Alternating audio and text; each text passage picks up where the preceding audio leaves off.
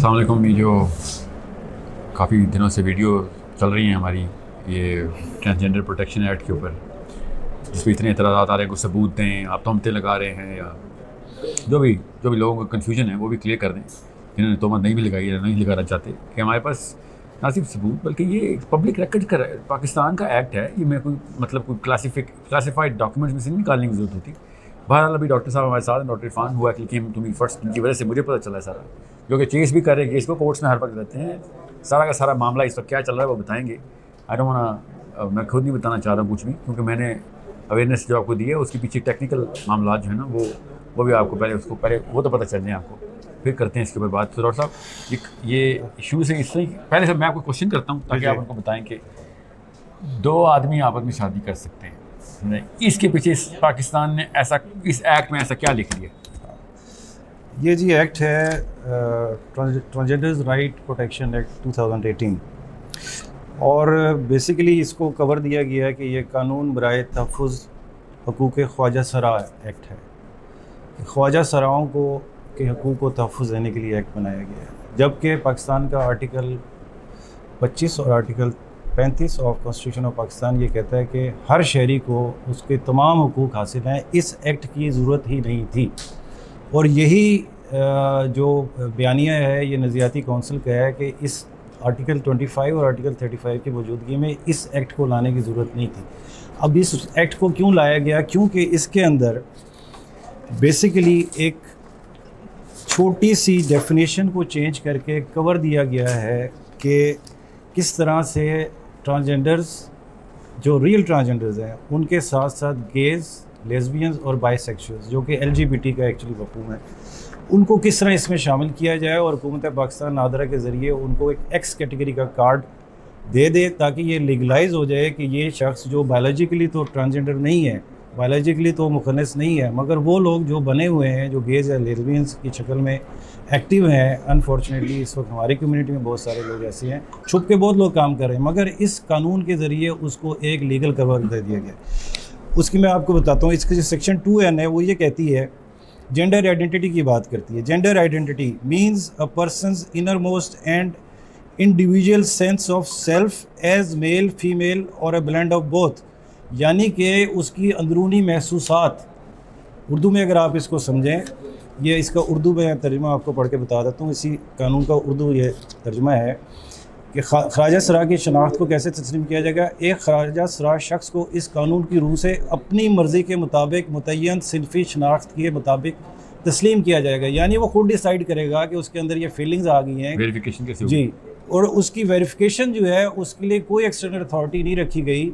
Verification भी वो खुद ही करेगा, अनाउंस भी वो खुद ही करेगा। सिंपली वो जाके नादरा के दफ्तर में उस डेस्क के ऊपर जाके बताएगा कि जी मेरे अंदर ये फीलिंग आ गई है, सुबह में उठा था, मेरे अंदर ये फीलिंग आ गई है कि मैं फेमिनिस्ट फील कर रहा हूँ, तो मुझे जो है वो फीमेल डिक्लेयर किया जाए।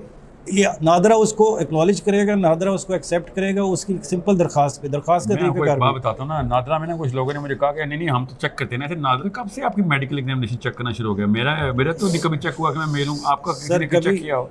या फिर ख्वाजा सराओं को उन्होंने मेडिकल बोर्ड में रिकमेंड किया हो? इस लॉ में ये जो क्लॉज है ना, ये मैं आपको सुनूँ, there is a clause in this law which black and white says, in black and white, कि gender identity is a private matter which should not be a matter of scrutiny from any arbitration of a third party। आप किसी को ये इजारादारी नहीं है कि वो चाहे डॉक्टर है, चाहे वो साइकोलॉजिस्ट है, चाहे वो बायोलॉजिस्ट है, कि मेरा रिश्तेदार है वो किसी का, कि वो बता सके कि नहीं I can actually verify this, nobody can verify this now. Sahil भाई, उससे पहले ये होता था कि मैं बता रहा हूँ आपकी, ख्वाजा सराओं के शनाख्ती कार्ड पहले भी बनते थे, और एक तरीक़ाकार नादरा ने अडॉप्ट किया हुआ था जिसको उन्होंने बाईपास कर दिया है कि उस जो भी ख्वाजा सरा का शनाख्ती कार्ड बनवाने आता था तो उसके साथ उस इलाके का गुरु आता था, और गुरु वो जो रजिस्टर्ड गुरु होता है उसकी गवाही पे उसको रजिस्टर किया जाता था कि ये ख्वाजा सरा है। क्यों? देखिए हमारे यहाँ ये चीज़ तो है कि बायोलॉजिकली तो ये जिन्स मौजूद है, अल्लाह पाक की ये एक तख्लीक है, उससे इनकार नहीं है, और हमारे लिए बड़ी काबिल एहतराम है वो। मगर ये इस कानून के ज़रिए कि भाई उसको मेडिकल से ना गुजारा जाए, वो अपनी खुद शनाख्त करके बता दे, यानी आज अगर वो मेल फीलिंग्स के साथ है तो 4 महीने बाद वो फीमेल फीलिंग्स के साथ जाएगा, तो NADRA is bound to register them again with a change gender. ये है इसमें चीज़, और इस चीज़ को लोगों को समझना है। इसका वो अनाउंस वो कर देना, कौन सा एक्ट है? जी ये देखें registered number M302L7446 transgenders rights protection act 2018, इसकी आप L7646 7646 इसकी आप सेक्शंस 2 की डिटेल पढ़ लीजिए और 3 की डिटेल्स पढ़ लीजिए। उसमें जो जी उसमें जो इन्होंने जेंडर आइडेंटिटी की डेफिनेशन चेंज की है और जो क्वालिफिकेशन रखी है कि कोई एक्स कैटेगरी का कार्ड बनवाने के लिए वो क्या कर सकता है, तो he just has to appear before the NADRA desk and tell and submit an affidavit कि जी मेरे अंदर फीलिंग्स चेंज हो गई हैं, मैं अपने आप को औरत फील कर रहा हूँ। अब देखिए उसका मुकाबली जायज़ा लेते हैं कि इंडिया में बिल्कुल इसी साल ये कानून जो है वो राइज किया गया है और इंडिया का कानून क्या कहता है ये भी आपको इंडिया की वेबसाइट पे इनके आप जाइएगा, ट्रांसजेंडर एक्ट 2016 इंडिया, उसमें इन्होंने बाकायदा एक मेडिकल बोर्ड की शर्त रखी है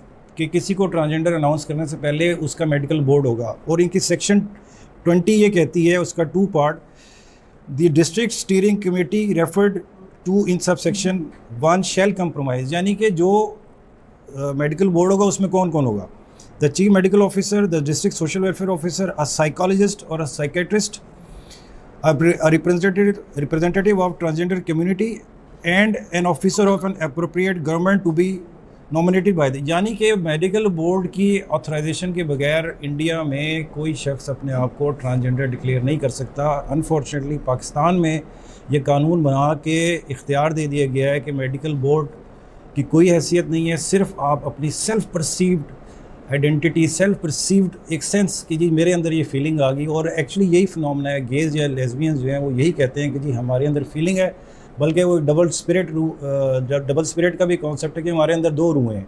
जिस्म तो हमारा जो है वो मर्द वाला है मगर हमारे अंदर फीलिंग्स औरत वाली हैं। अब इसका ये हुआ जब हमारे इल्म में ये बात आई तो हमने यकीन मानिए कि मैं तो बाय प्रोफेशन डॉक्टर हूँ, मेरे कुछ दोस्त हजरात वकला भी हैं जो इस केस में हमारे साथ शामिल है। हमारी डिस्कशंस होती थी पर्टिकुलरली औरत मार्च के हवाले से कि औरत मार्च के स्लोगन जो तो हम नोट कर रहे थे 2019 वाले और उसके बाद के कि मेरा जिस्म मेरा मर्जी। मुझे लगता है कि आपने हमारा बैनर देखा होगा, मेरा जिस्म मेरी मर्जी। इसका मतलब है कि हम लोग होमोसेक्सुअल्स के लिए भी चल रहे हैं और मैं बिल्कुल होमोसेक्सुअल राइट्स को सपोर्ट करती हूँ। और जो भी इंसान है अगर वो किसी और को नुकसान नहीं पहुँचा रहा तो उसको पूरा हक है कि वो अपनी ज़िंदगी अपने मुताबिक जिए और जो उसको खुश करता है वो करे। एज ए मुस्लिम आपको लगता है कि आप जो बात कर रही हैं उससे आप सुनने वाले एग्री करेंगे? हमारा काम है आपका पैगाम लोगों तक पहुंचाना, लेकिन होमोसेक्सुअलिटी को भी अगर आप प्रमोट कर रही हैं, अगर आप इसको सपोर्ट कर रही हैं तो फिर बुराई ज़िंदगी में ज़माने में कभी ख़त्म हो सकती है?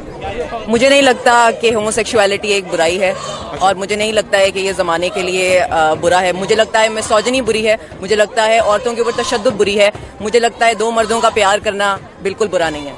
आपको लगता है बुरा नहीं है? मुझे लगता है ये बिल्कुल ठीक है। आपको लगता है ये जायज़ है? ये बिल्कुल जायज़ है। हम चाहते हैं कि हम अपनी मर्जी कर सकें और जो हमारे दिल में आता है हम कर सकें। उसको हमने समझने की कोशिश की तो वहाँ पे हमें ये पता लगा कि औरत फॉर मार्च के जो स्पॉन्सर्स थे वो इस कानून को बहुत ज़्यादा अपलॉड करते हैं, बहुत ज़्यादा इसकी वो चर्चा करते हैं। तो जब वहाँ से जाके देखा तो पता लगा कि ये असल वजह है। एक्चुअली मेरा जिस्म मेरी मर्ज़ी ये है कि मेरी मर्ज़ी है कि मैं मर्द के साथ प्यार करूं या औरत के साथ। ये उनके आपने इस दफ़ा के औरत मार्च में देखा होगा कि ओपनली उन्होंने कहा है, मेरे पास वीडियोस मौजूद हैं आपके साथ शेयर भी कर दी जाएंगी, कि वो ओपनली कह रहे हैं कि अब हमें हुकूमत पाकिस्तान ने कानूनी तहफ़्फ़ुज़ दे दिया है कि हम जिस तरह चाहेंगे अपने जिस्म को इस्तेमाल करेंगे।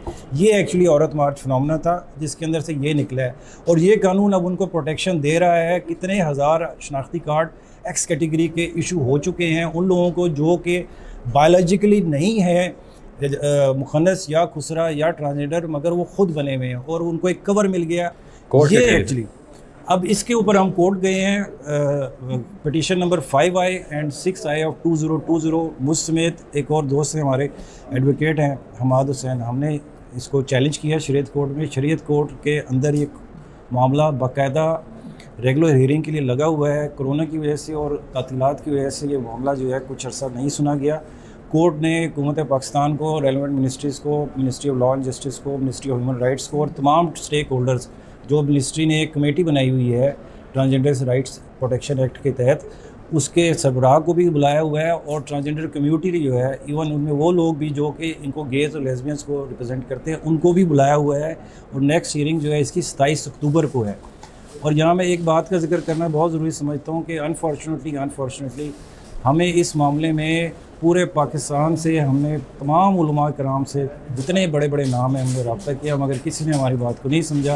अल्लाह जज़ा दे साहिल भाई को और औरिया मकबूल जान साहब को कि उन्होंने हमारी बात को समझा, इन्होंने इस मामले को पब्लिक किया, इस मामले की हसासियत को समझें कि ये हमारी नस्लों को क्या चीज़ दी जा रही है। और unfortunately under the nose of the government ये काम हो रहा है और गवर्नमेंट इसको शरीयत कोर्ट के अंदर पूरा तहफ़्फ़ुज़ देने की कोशिश करेगी कि किसी तरह ये कानून जो है ये इसी तरह कायम रहे और इसके जो बैड इफ़ेक्ट्स होंगे सोसाइटी पे, हमारी फैमिली लाइफ पे, हमारा स्ट्रक्चर हिल के रह जाएगा अगर खुदा न खास्ता LGBT का ये एजेंडा हमारे मुल्क में नाफिज हो गया। इसलिए मेरी आप लोगों से भी दरख्वास्त है कि इस चीज़ को लोगों तक पहुँचाएँ और हुकूमत वक्त पे एक दबाव डालें कि इसको खुदारा इस कानून को जो है वो कलअदम करार दे। शरीयत कोर्ट भी अपना किरदार अदा करे, नज़रियाती कौंसिल भी अपना किरदार अदा करे, उलमा कराम भी, और साहिल भाई जैसे मोहतरम मोटिवेशनल स्पीकर्स जिन्होंने हमारा साथ दिया है मैं इनका बड़ा मशकूर हूँ। ये एक कलेक्टिव एफर्ट है, उसके बगैर हम इस फितने से निजात नहीं पा सकते।